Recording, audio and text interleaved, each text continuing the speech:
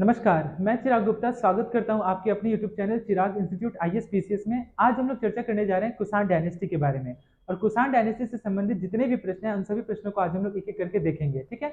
तो चलिए शुरू करते हैं और समझते हैं कुषाण डायनेस्टी के बारे में। तो जैसा कि लिखा हुआ है कुषाण डायनेस्टी जो कि स्टार्ट हुआ था आपका 2nd सेंचुरी बिफोर क्राइस्ट। ध्यान रखिएगा, एग्जाम में कभी-कभी इसका फुल फॉर्म भी पूछा जाता है, ठीक है? तो ये जो बीसी लिखा हुआ है बिफोर, इसका फुल फॉर्म है आपका बिफोर क्राइस्ट, ठीक है? ये भी आप ध्यान में रखेंगे। इसका मतलब ये हुआ कि ईसा मसीह के जन्म से पहले, ठीक है? एक आपका लिखा हुआ है कि कुषाण डायनेस्टी जो है वो 2nd सेंचुरी से स्टार्ट होता है और 3rd सेंचुरी एडी तक चलता है। एडी का फुल फॉर्म है एन्नो डोमिनी, ये भी आप ध्यान में रखेंगे, ठीक है? ये भी आपसे पूछा जा सकता है, ठीक है? एन्नो डोमिनी, ठीक है? एक और पूछता है आपसे एग्जाम में बीसीई, ठीक है? इसका फुल फॉर्म हो जाएगा आपका बिफोर कॉमन इरा, बिफोर कॉमन इरा। तो ये भी एग्जाम में पूछा जा सकता है, ठीक है? एक पूछता है आपका सीई, इसका मतलब हो गया कॉमन इरा, ठीक है? तो ये कुछ महत्वपूर्ण बिंदु थे जो कि एग्जाम में आपसे पूछा जा सकता है, उसे आप जरूर ध्यान में रखेंगे। तो कुषाण डायनेस्टी कब स्टार्ट होता है? 2nd सेंचुरी बीसी यानी कि ईसा मसीह के जन्म से पहले 2nd सेंचुरी यानी कि दूसरी शताब्दी में, और कब तक चलता है? 3rd सेंचुरी एडी तक यानी कि तीसरी शताब्दी एडी यानी कि एन्नो डोमिनी। एन्नो डोमिनी का मतलब कि जो अभी चल रहा है, जैसे कि 2023 जो ईस्वी है ये एन्नो डोमिनी में चल रहा है, ठीक है? तो उसी हिसाब से आप समझ गए होंगे कि 2nd सेंचुरी से लेकर के 3rd सेंचुरी तक यह चलता है। तो उम्मीद है कि ये पूरा क्लियर हुआ होगा। कुषाण एम्पायर के बारे में आज हम लोग पढ़ेंगे और इससे संबंधित जितने भी तथ्य हैं उन सभी को हम लोग एक एक करके देखने का प्रयास करेंगे, ठीक है? नेक्स्ट है आपका टू द पॉइंट, यानी कि आज हम लोग किस किस चीज के बारे में आज हम लोग डिस्कस करेंगे, या फिर कौन वो शासक थे जो कुषाण डायनेस्टी से संबंधित थे, कुषाण डायनेस्टी के फाउंडर कौन थे, फिर उनके बेटे कौन हुए, फिर किस तरह से कनिष्क जो है कुषाण डायनेस्टी का सबसे प्रतापी शासक बना, राजा बना, ठीक है? उन सभी को हम लोग एक करके देखेंगे। तो आज हम लोग पढ़ने जा रहे हैं कुजला कथफिसस के बारे में। जो कुजला कथफिसस है यही वो है जो कुषाण वंश के नींव रखे थे, यानी कि कुषाण डायनेस्टी के संस्थापक के बारे में अगर आपसे पूछा जाए तो इसका आंसर हो जाएगा कुजला कथफिसस। नेक्स्ट है आपका बीमा कथफिसस। ये बीमा कथफिसस यही है जो कुजला कथफिसस के बेटे हैं, यानी कि कुजला कथफिसस के बेटे का नाम बीमा कथफिसस है, बीमा कथफिसस के पिता का नाम कुजला कथफिसस है। बीमा कथफिसस के बाद बीमा कथफिसस के बेटे का नाम है आपका कनिष्क, ठीक है? जो कि आगे चल करके काफी महान शासक साबित होते हैं कुषाण वंश के। और इसी कनिष्क के बेटे का नाम फिर आपका होता है हुविष्का, एकदम याद रखिएगा, ठीक है? कुजला कथफिसस के बेटे का नाम बीमा कथफिसस, बीमा कथफिसस के बेटे का नाम कनिष्का, और कनिष्का के बेटे का नाम है आपका हुविष्का, ठीक है? नेक्स्ट है आपका वासुदेव वन, ठीक है? जो कि लास्ट रूलर तो रहते हैं वासुदेव टू, ठीक है? कुषाण वंश के अगर अंतिम शासक के बारे में बात करें तो इसका आंसर हो जाएगा वासुदेव टू। लेकिन वासुदेव वन जो है वो कुषाण वंश के अंतिम ऐसे शासक रहते हैं जो काफी ज्यादा प्रतापी शासक रहते हैं। जिस तरह से कनिष्क रहते हैं उसी तरह से वासुदेव वन भी रहते हैं। तो इन सभी के बारे में आज हम लोग देखेंगे और इनसे संबंधित जो भी प्रश्न बनते हैं उन सभी के बारे में आज हम लोग चर्चा करेंगे, ठीक है? जैसा कि आप देख रहे हैं ये हमारा भारत है, ठीक है? ये पेशावर है। सबसे पहले कुषाण वंश की जो राजधानी बनी थी, फर्स्ट कैपिटल जो बना था वो आपका पेशावर बना था, ठीक है? पेशावर के बाद 2nd कैपिटल बनाया गया मथुरा को, तो उसके बारे में भी हम लोग आज चर्चा करेंगे। मथुरा आर्ट के बारे में पढ़ेंगे, गांधार आर्ट के बारे में पढ़ेंगे। तो उन सभी चीजों को हम लोग आज देखेंगे ताकि एग्जाम की पर्पज से वेरी वेरी इंपॉर्टेंट हो और एक भी क्वेश्चन ना छूटे, ठीक है? आगे बढ़ते हैं हम लोग। नेक्स्ट है आपका, जैसा कि आप ये मैप देख पा रहे हैं, ठीक है ना? कुषाण डायनेस्टी, ठीक है? कुषाण डायनेस्टी। इस कुषाण वंश में हम लोग क्या देखेंगे? कुषाण वंश में जैसा कि मैंने बताया कि इनका जो पहला जो कैपिटल था वो था आपका पुरुषपुर, ठीक है? और 2nd कैपिटल था आपका मथुरा।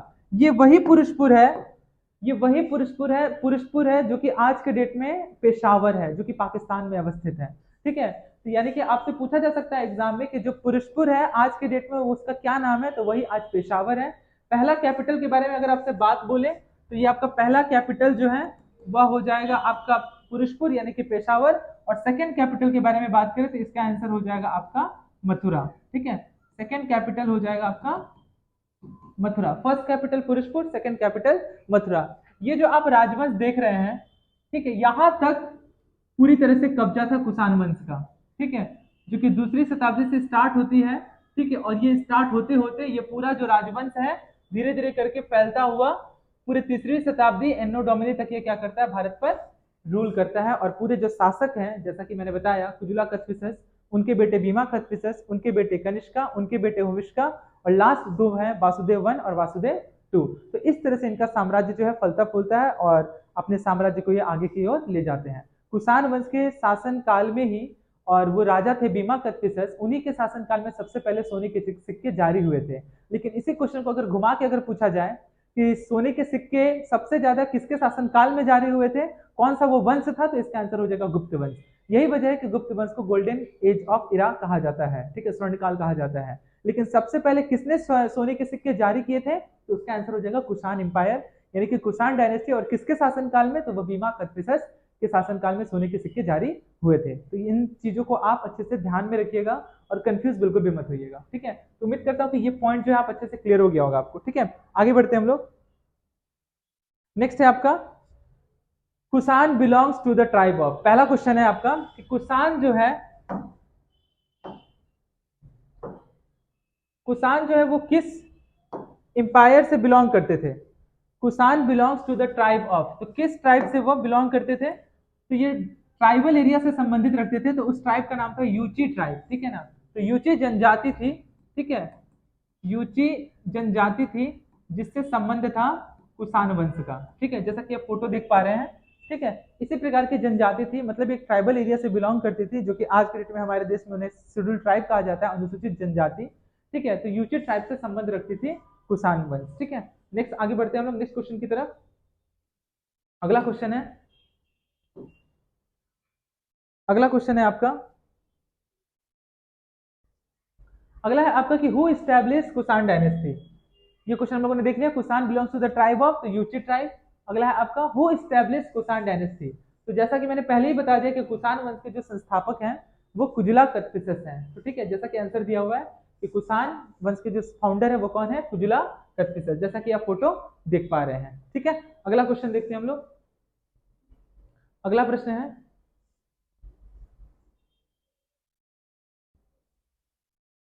अगला प्रश्न है कि who issued first gold coin in India. तो सबसे पहले भारत में सोने के सिक्के जारी करने वाला शासक कौन था, तो वो था आपका बीमा कथपिसस, जो कि किस वंश से संबंधित था, जो कि संबंधित था आपके कुषाण वंश से।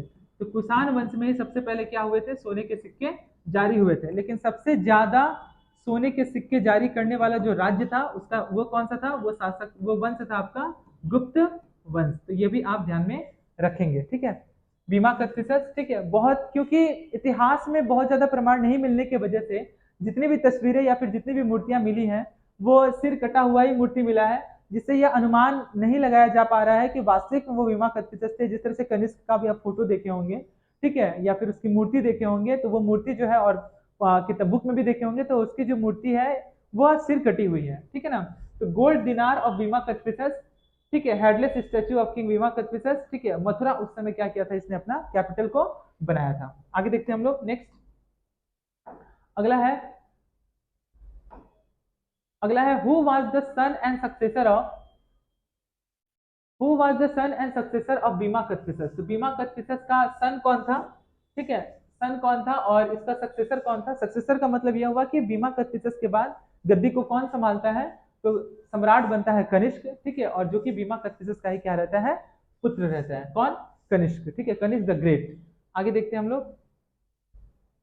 अगला है आपका कि टाइटल ऑफ कनिष्क का, आखिर में कनिष्क जो था, जैसे कि अब मैंने बताया कि हेडलेस स्टैचू है, ठीक है, सम्राट कनिष्क का, ठीक है, तो टाइटल क्या दिया गया था कनिष्क को, तो कनिष्क का टाइटल था आपका देवव्रत, ठीक है, यह भी आप ध्यान में रखेंगे, क्या टाइटल था, देवव्रत, ठीक है, ये जो टाइटल दिया गया था ये कनिष्क को दिया गया था।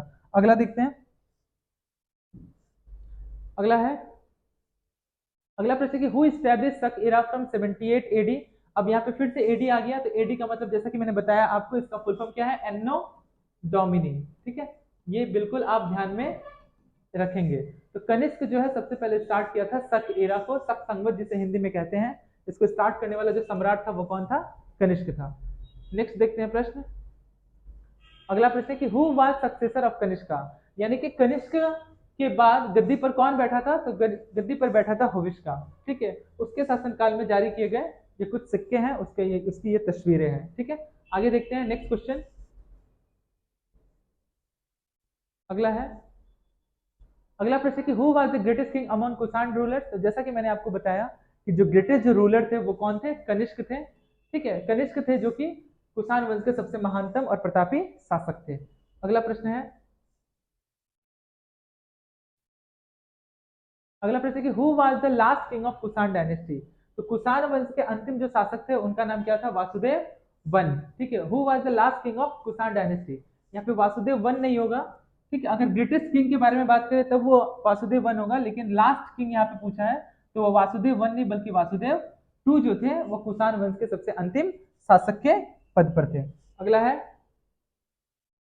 कि who organise the fourth Buddhist council. तो फोर्थ बुद्धिस्ट काउंसिल को किसने ऑर्गेनाइज किया था, तो उसे कनिष्क ने ऑर्गेनाइज किया था। ठीक है, कब किया था, तो ये भी आपसे पूछा जा सकता है। तो 72 एडी में किया था, किसने, कनिष्क ने किया था।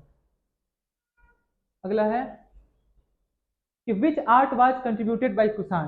कुषाण वंश के जो राजा थे, शासक थे, वो किस आर्ट से सबसे ज्यादा, किस कला से सबसे ज्यादा ओतप्रोत थे या फिर प्रभावित थे, और किस कला को उन्होंने सबसे ज्यादा क्या किया, प्रमोट किया अपने शासनकाल में। तो वह थे आपके गांधार आर्ट। ठीक है, गांधार कला को उन्होंने सबसे ज्यादा क्या किया, अपने शासनकाल में प्रमोट किया, ताकि भारत जो है कला और संस्कृति का देश है और अपनी कला से वो जुड़ा हुआ है, और इसी कला के माध्यम से, गांधार आर्ट के माध्यम से उन्होंने अपनी जो पूरे जो साम्राज्य है इसको काफी ज्यादा प्रभावित किया था और इसको काफी आगे तक वो लोग लेकर के गए थे।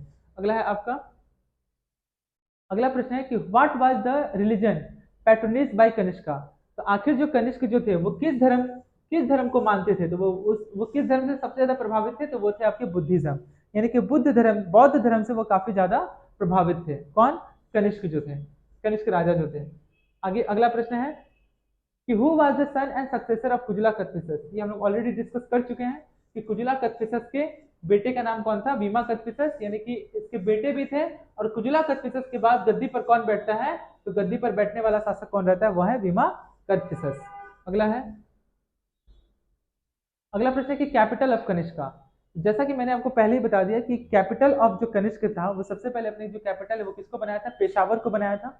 ठीक है, पेशावर का नाम क्या था, पुरुषपुरा। ठीक है, आज के डेट में वो पाकिस्तान में है, पेशावर के नाम से। ठीक है, लेकिन उस समय उसका नाम क्या था, पुरुषपुर था। ठीक है, ये भी आप ध्यान में रखेंगे। अगला प्रश्न है, इस मैप में आप देख सकते हैं जैसा कि, ठीक है, ये है आपका पेशावर।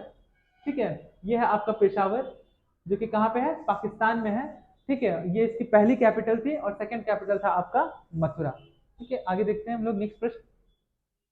अगला प्रश्न है कि सेकंड कैपिटल क्या था। तो जैसा कि मैंने आपको बताया कि सेकंड कैपिटल जो था वो था क्या, आपका मथुरा। कनिष्क ने अपनी दूसरी जो राजधानी है वो बनाई थी मथुरा को। पहली राजधानी किसे बनाया था, पुरुषपुर को। पुरुषपुर यानी कि पेशावर वही था। ठीक है, अगला है आपका, यह है आपका Mathura.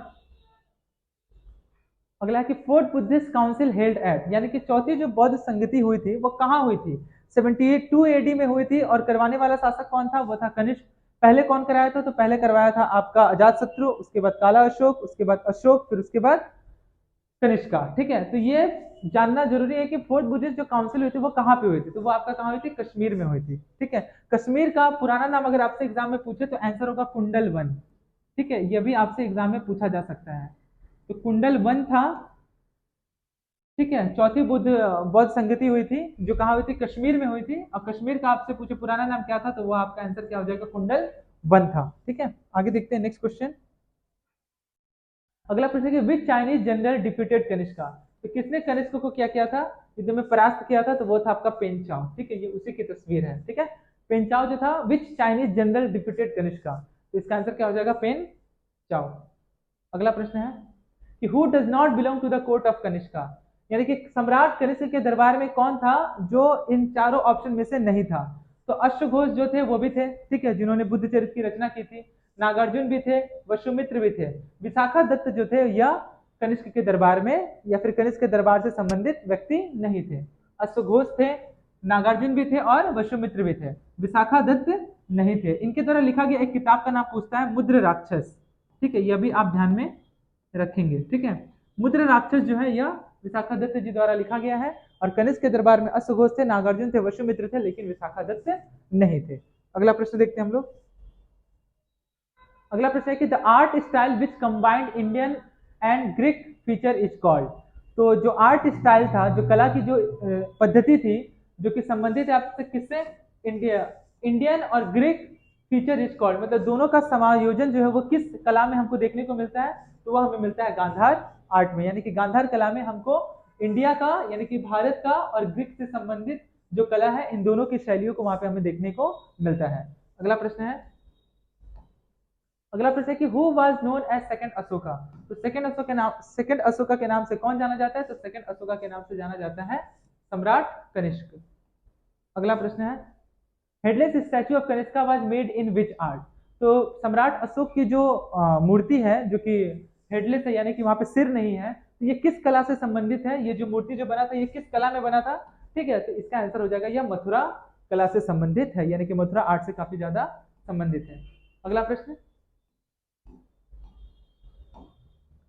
First ever idol of Gautam Buddha made in which art. सबसे पहले जो गौतम बुद्ध का जो आइडल है वो जो बना था वो किस आर्ट में बना था, तो वह भी आपका बना था गांधार आर्ट में, यानी कि उसका भी संबंध किससे है, गांधार आर्ट से है। ठीक है, अगला क्वेश्चन देखते हैं हम लोग। India had been linked with silk route, very very important. ठीक है, सिल्क रूट। ठीक है,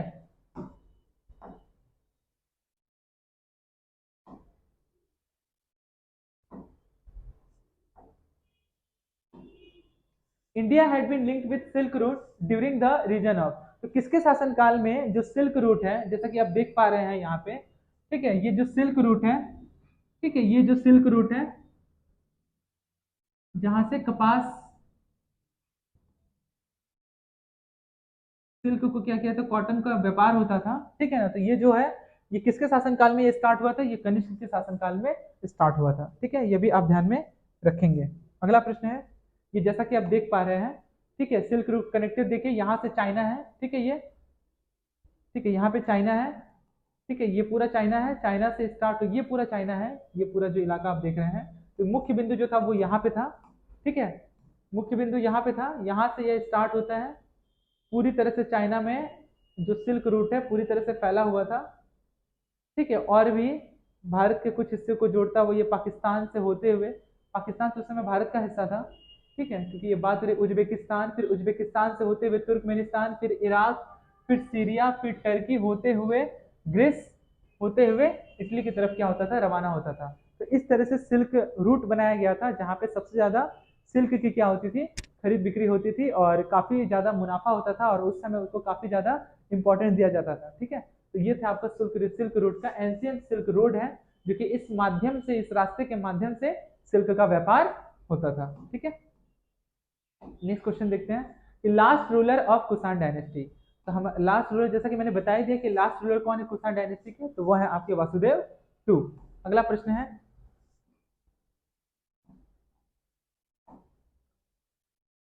बस इतना ही प्रश्न था। ठीक है, उम्मीद करता हूं कि ये सभी टॉपिक आपको एकदम अच्छे से समझ में आया होगा।